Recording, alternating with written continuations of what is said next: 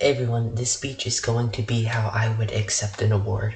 So without further ado, let's just jump right into it. Sorry, there's a fly. I won't mess with that anymore.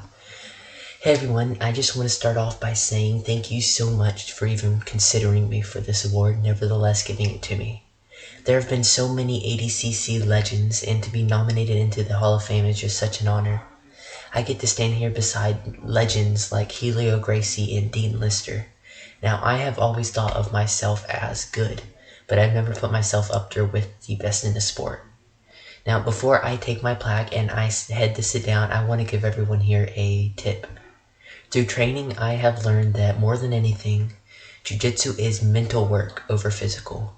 You have to be prepared to lose confidence and motivation and to get lazy, but you have to tell yourself to get up and keep going, or else you're just going to stay where you are, and that is not something you can do.